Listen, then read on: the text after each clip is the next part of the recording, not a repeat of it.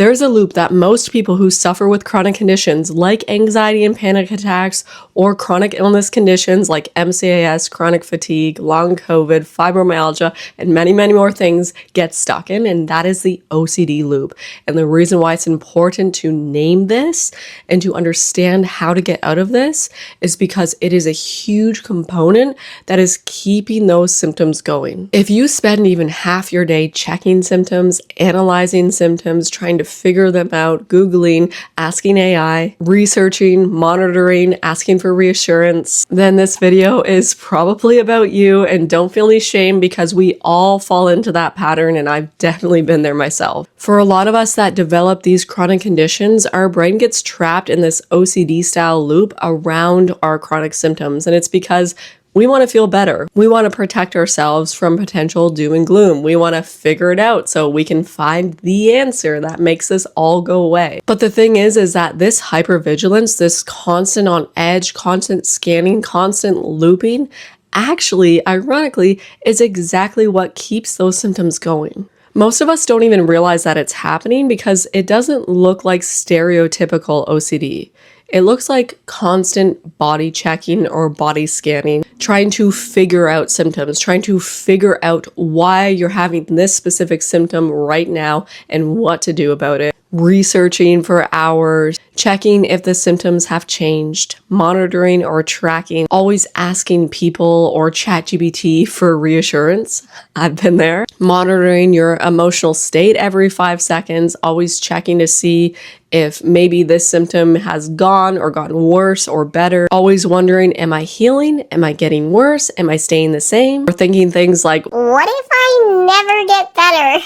Your brain becomes obsessed with certainty, and the problem is with these chronic conditions, there is no certainty. You don't heal these things through that hypervigilance, you heal them through safety. The more attention and fear and urgency that you attach to your symptoms, the louder the brain actually keeps making them. Because your brain, it learns through repetition and it hardwires what you repeat. So if every sensation becomes fear this, figure this out, check this, monitor this, your nervous system then learns that these sensations, they must be very important and very dangerous. And that strengthens the loop. And here we go, round and round. The merry-go-round from hell.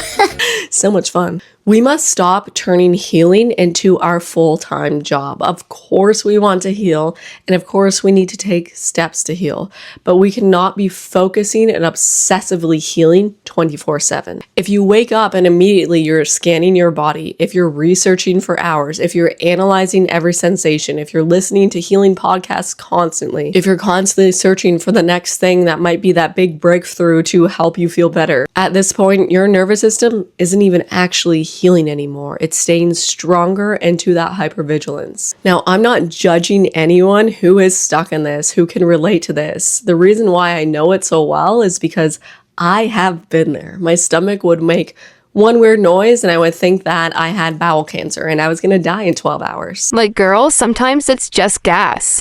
These loops happen for a reason. It's just that your brain and nervous system are actually trying to protect you. It's constantly scanning for danger or a way out to try and protect you from future pain, to try and get you out of this. You're trying to solve this problem. You become the detective of your own life. But the problem is, eventually this scanning itself is what becomes part of the cycle. Whatever the brain repeatedly focuses on, it amplifies. You will find over time that the more present you are in your life or the more distracted you become, the quieter those symptoms actually are. This doesn't mean that your symptoms aren't real or that they were always fake. It means that the brain and the nervous system are deeply involved in how we experience these symptom sensations and how they keep going. All right, let's get to the good part. How do you break free from these OCD loops? Well, first things first, you stop treating every symptom like it's breaking news, like it's an emergency, like it's something that you have to Google,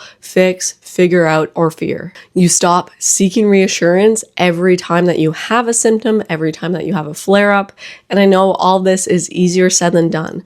What's going to happen is as you're on your healing journey, your body's going to switch it up. Some symptoms are going to get louder, they're going to switch around, they're going to throw new ones at you. You keep going. You do not let it get you. That all being said, always check with your doctor just to make sure that everything is good.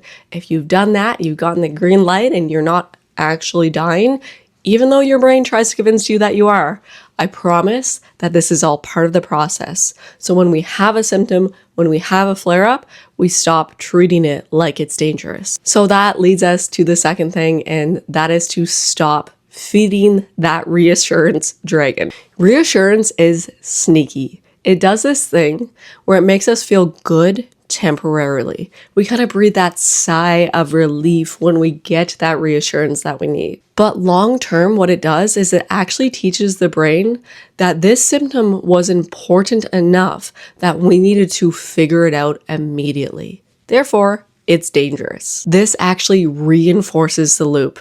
Now, I know it's really hard not to get that reassurance, especially when it's super loud and we really feel like we're lost and we need it. So if you want me to make a video specifically on how to overcome that reassurance addiction, let me know in the comments. The third thing is that you want to learn how to experience symptoms without immediately spiraling. This is where things like somatic work and nervous system work and the 3 A's method becomes huge. Instead of immediately, oh my God, why is this happening? How do I fix this? What do I do? You then practice, okay, this symptom is here right now. My nervous system is activated right now. This sensation sucks. It's uncomfortable, but I can let it be there. My brain is just trying to protect me. This is exactly why I teach the 3 A's method. Acknowledge it, allow it, and then adjust your focus. If you don't know much about that 3 A's method, I'm going to link the video for the 3 A's below so that you can watch that because it is the foundation of healing. Remember, healing actually happens in those micro moments where you interrupt the pattern instead of feeding it. And that is how neuroplasticity actually works. And fourth is that you reconnect back to life. This one is massive and something that a lot of us forget to do, especially when our entire lives have been surrounded by trying to heal. Your brain needs evidence that life is safe enough to live. And even if you're feeling super sick, if you've been chronically ill for a long time, if you're stuck in bed or the house, you can still start to do this. You have to slowly teach your nervous system that it's safe to smile or laugh again, that you're allowed to connect, that you're allowed to live while healing. You do this by picking little things like maybe scrolling TikTok and watching something funny instead of something about healing. Watching a TV show that you enjoy that has nothing to do with chronic illness or healing the nervous system. Looking outside and enjoying the views of nature. Talking to somebody you love or playing a game or reading a book or going for a walk. And when you do these things, those symptoms, they will still be there. They'll still come at you. Sometimes they'll get louder. And you're going to notice that thought pattern, that OCD loop that you start to automatically get trapped in, the wanting to fix, figure out, Google, analyze, ask for reassurance, and you're going to name it. This is the loop.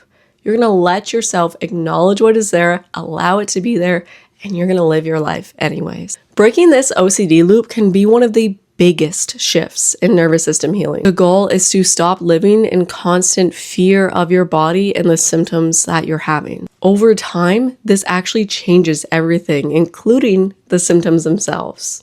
If you could relate to anything in this video, if you feel a little called out, let me know in the comments and let me know what OCD loop that you often get trapped in the most. And if you want deeper support, my Brain Body Healing audio program and one-on-one free consultations are linked below in the comments. Healing is possible for you. Yes, you got this. Keep going.